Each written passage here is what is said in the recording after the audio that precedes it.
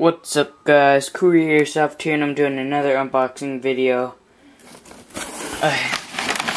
First off, when you open the box, you got paper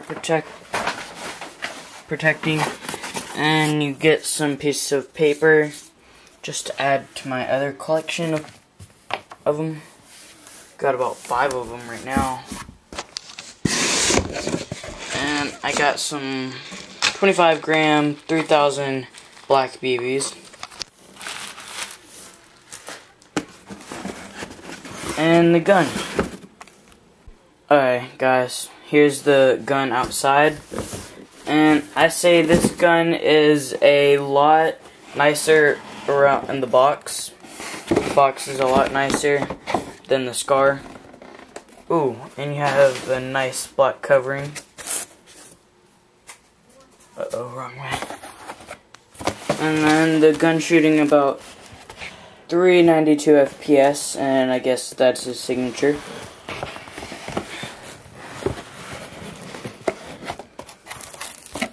Take the gun right there. And then just a little paper, I don't know. And it comes with the barrel cover, the mag, BBs, battery, and charger. Let's take the gun out. It feels really light, a lot lighter than the Scar. Alright, this is the gun outside and everything attached. The battery was a pain to get in, and yeah. And the battery doesn't come charged like my Scar did. So, yeah. Some things that I like about this gun is like the fire selector switch. It's on both sides. Folding stock, and it doesn't have the wire. So it can't like cut off the wire. And you could pull the hop up on both sides.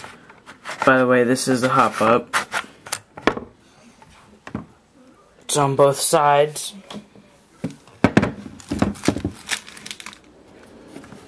Like, or you could do it down the middle. And another cool thing, it comes with the wind mag, which is pretty cool.